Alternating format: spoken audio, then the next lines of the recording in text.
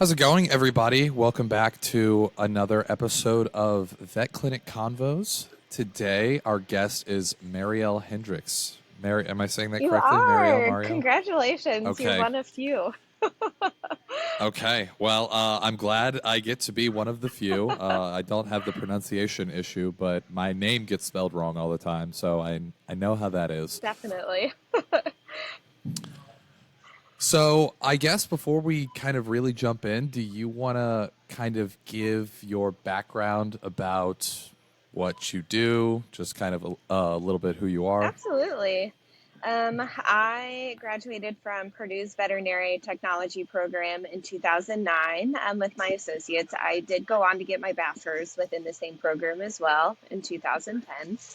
I realized during my schooling that I really enjoyed the surgery aspect of veterinary medicine. So I definitely wanted to focus my career in anesthesia and surgical assisting. So I ended up moving to Indianapolis, and um, first my job was in general practice, where I just wanted to fine tune my skills, and that's exactly what I did. And I got a little bit of leadership experience in that regard as well. And after a year and a half in general practice, I got my dream job in surgery specialty center, and I uh, became actually the only technician within the team to work with our specialized surgeon. And I think that's where I first began really respecting the veterinary assistants within our practice. I just learned so much from them. And I really appreciated all the support that I had gained from their on the job experience. And probably within the last decade, I've been working with surgery, anesthesia, having some leadership positions within my company as well. And that led me to almost an off the floor position within training and development. So the Hmm. company that I work for has 8 different hospitals. So I have a desk, but I'm not really at it a lot. I'm at these, You're not at it, no, yeah. no, no. I'm at these 8 different hospitals training the medical staff, really in anything from general practice to surgery to um, dental radiographs, ICU, and emergency work. So I'm kind of the jack of all trades within my company right now, doing training and Hmm. development for um, mainly recently hired on individuals. Okay. Yeah. So that, Well, that's very thank exciting. you. That is kind of my um, professional summary, I guess you can say. And I know, just so the uh, listeners are able to know more about it, but do you want to talk a little bit more just about it's Noah's Animals Hospital, Yeah, correct? absolutely. So Yeah. Noah's Animal Hospitals has been in the Indianapolis area for 40 years now. We just celebrated our 40th anniversary. Um, Well, Thank congratulations. you. Yes, it's owned by Dr. Mike Thomas. He's been very active nationally. He's been a past president of the AVMA. Oh, wow. And he is an absolutely wonderful mentor of mine that I've really um, appreciated having in my life, especially as I've kind of navigated from on the floor to off the floor within my career. Hmm. Like I said, we have 8 different facilities. We have both emergency and general practice hospitals. And we, let's see, have a development team that I'm a part of. There's 3 registered technicians, and we all travel to all the different hospitals. We really preface both making sure we're not really throwing those uh, new hires out into the world, out to the wolves. So we want to make sure that they have the appropriate training underneath their belts and they feel supported and recognized as an individual, not just a number. So Hmm. I think that's why I really love Noah's, is because we are large enough, but still small enough to where people are still have a name and are able to be approached for advice or opinions. And I think that's what has really made Noah stand apart, at least for me. It's been, my quote unquote unicorn clinic. So I guess also part of that is because they are having you run around to all the different locations. It's not like you're only confined to that one location, so you get to know everybody. You get to really spend time with everybody because they're having you go all around. And being that it sounds like it's not just you, it sounds like that's what makes it a very a tight knit community, even though Oh it's yeah. 8 hospitals. Oh yes, absolutely. We've got over 100 medical staff, and Oh wow, yeah. so luckily, at least splitting up into 8 different practices, you get to know several individuals at a time before moving on, and eventually you get to know everyone really well, and it's something that I've really truly embraced and loved about my job. Well, that's awesome.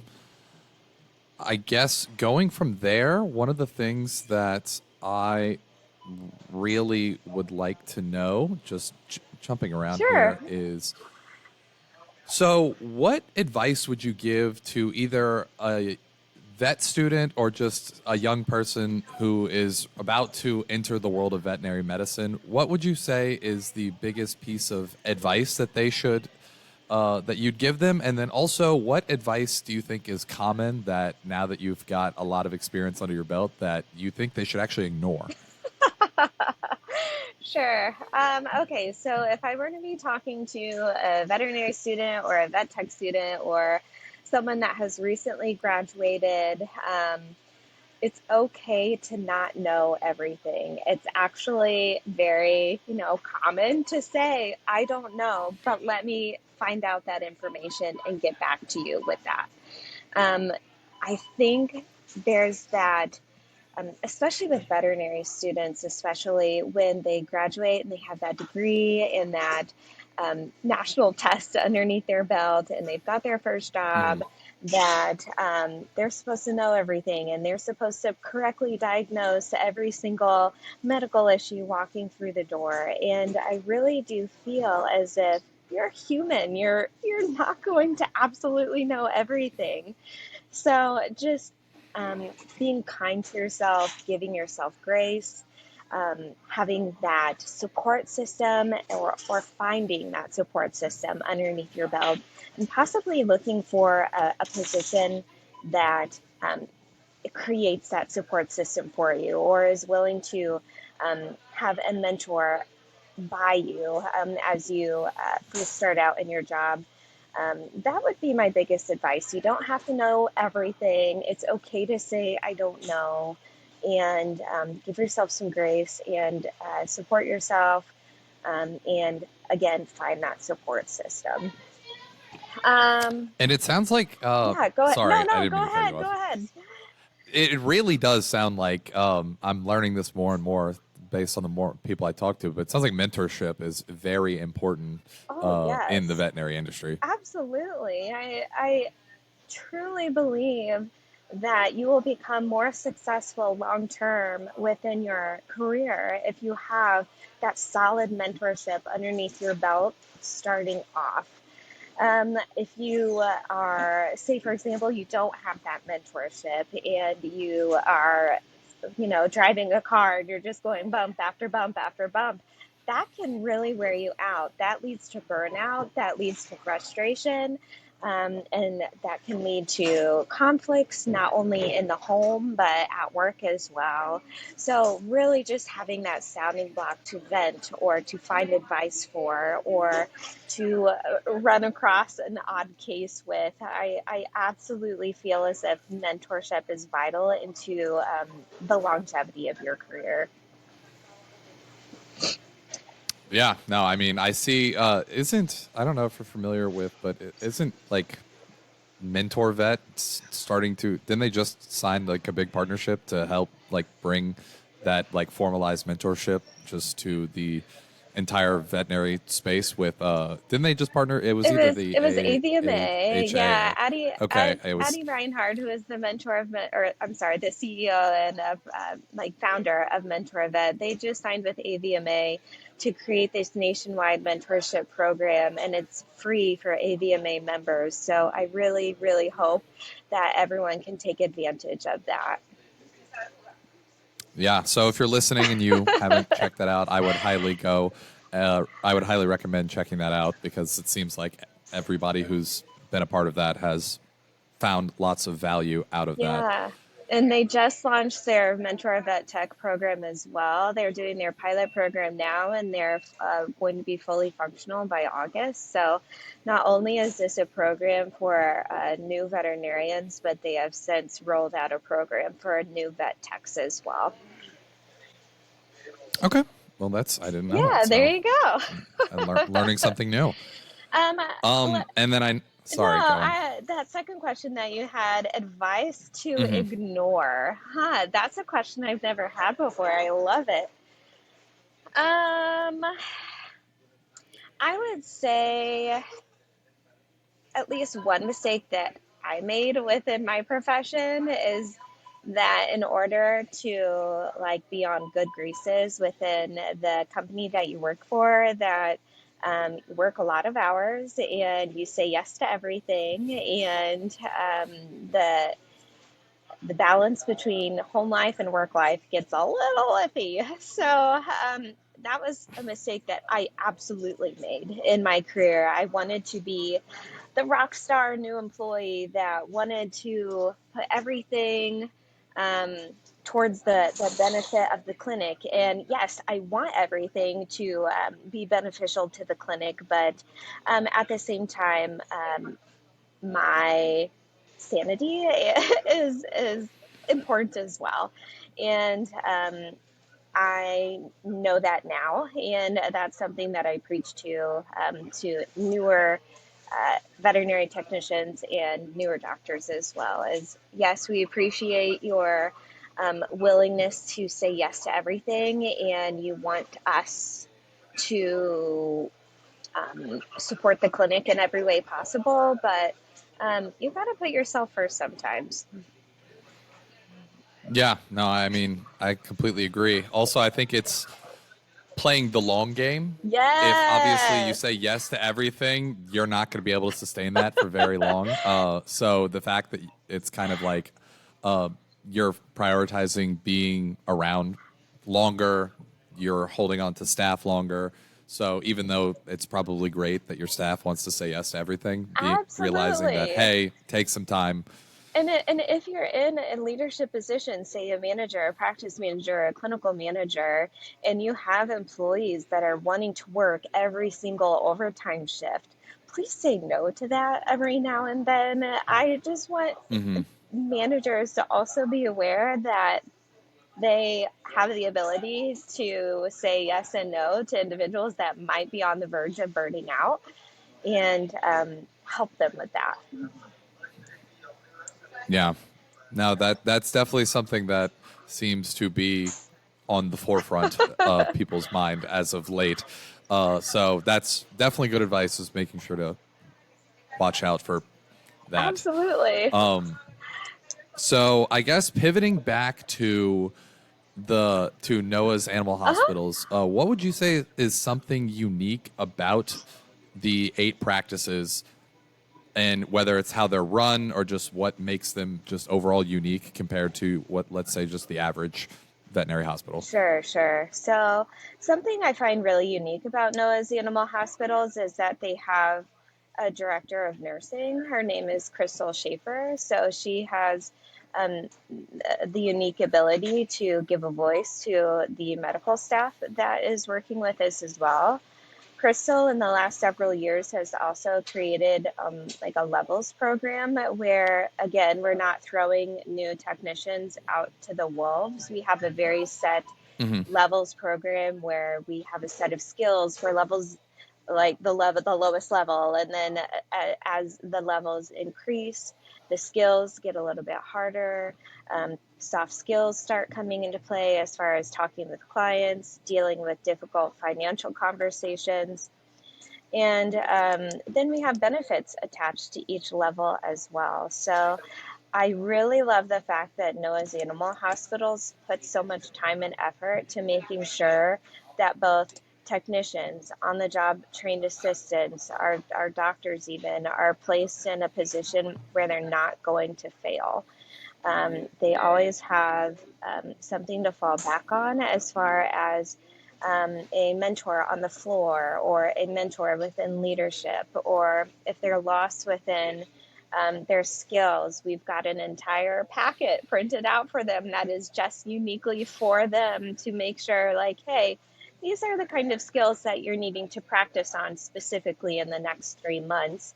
And then we have assessments that they take at the end of each level, and they go from there. So I find that extremely unique about this corporation, because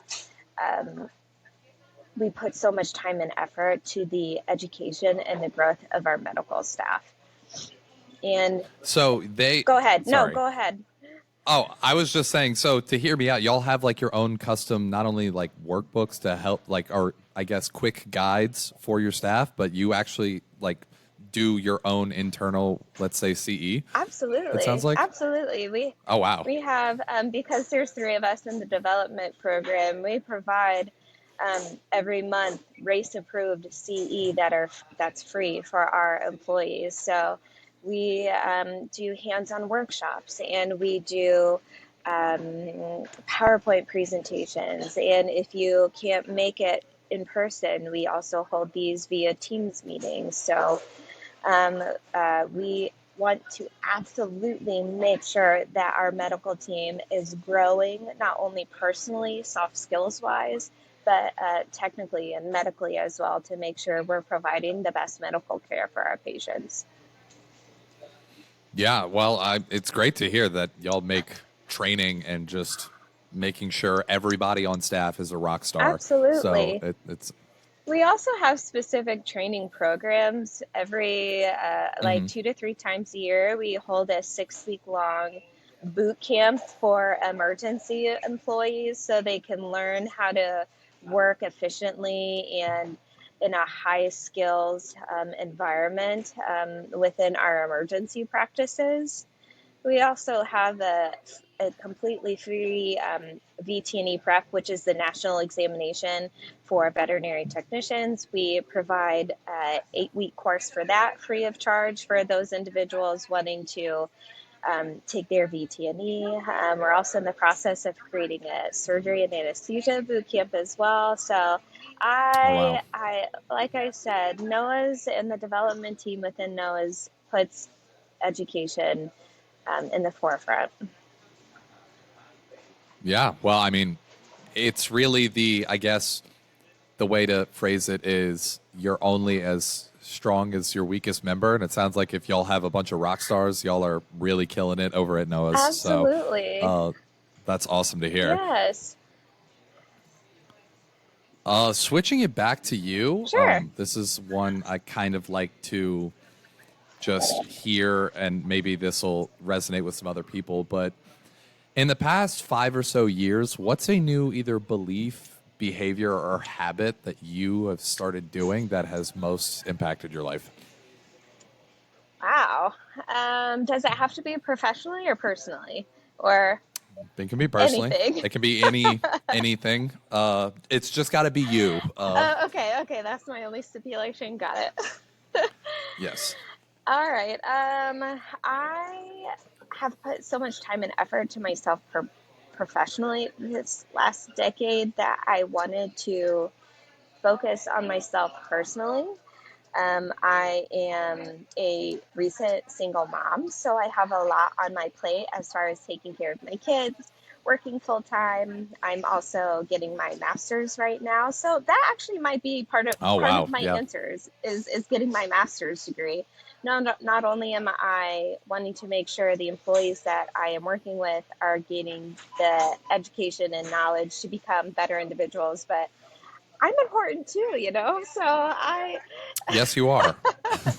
I did go back to school. I'm halfway through my master's degree program in veterinary education through Lincoln Memorial Okay. University. So I'm putting myself first. I want to make sure that I continue growing.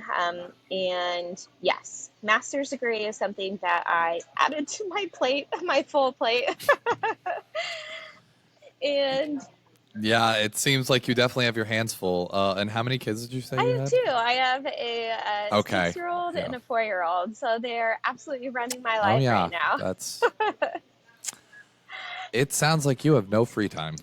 Surprisingly, I love charts and calendars and timing, and I make sure to build in that free time into my schedule. So Okay, I so you got the scheduling unlocked. I'm on lock. My game is strong on that, I promise. So yeah, after the kids go to bed, I'm either taking time to myself or doing my schoolwork. A hobby that I just recently took up is I bought my own motorcycle. I have always been like a car person. And Wow. so I bought my own motorcycle too. So I just got done with my motorcycle lessons and my motorcycle's getting delivered this next week. So I want to do something fun. I wanted to do something that I've always wanted to do, and I have been too scared to do it. And I'm finally realizing in the last 5 years or so, like, don't let fear hold you back from anything. So I bought a motorcycle. Well, that's one way to. That is definitely one way to beat out the fear is buying a motorcycle. Absolutely. So yes, I would say put myself first more within the last 5 years. Um, would be my answer to that question. And do it on a On a motorcycle. motorcycle. I will be real honest. I did not expect you to hit me with the how big you'd be into trying out riding a motorcycle. So I've kind of been an adrenaline junkie all of my life, and I jumped out of airplanes. I um, love roller coasters. I absolutely love being outdoors all the time, doing fun stuff. So might as well just add this to my plate.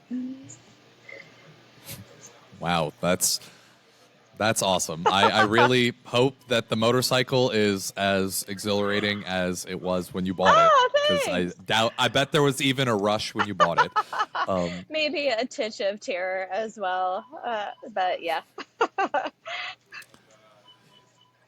So switching things up, I guess back to the overall veterinary industry, what trends do you kind of see, and how do you and Noah's animal hospitals try and stay current with those and adapt to those changes? Yeah. So nationally, we are talking a lot about things that make veterinary technicians leave the field, which is one, being underpaid, two, being underutilized, and three, being underappreciated.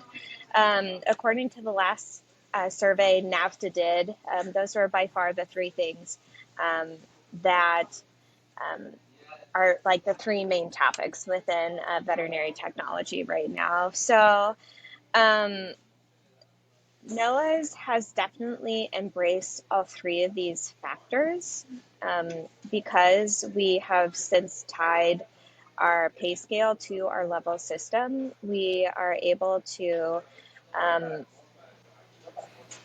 pay technicians what they deserve. I mean, to be flat out honest about it. And Well, that's awesome. yes, absolutely. And because we also use this level system so heavily, we want to make sure technicians are utilized to their full potential.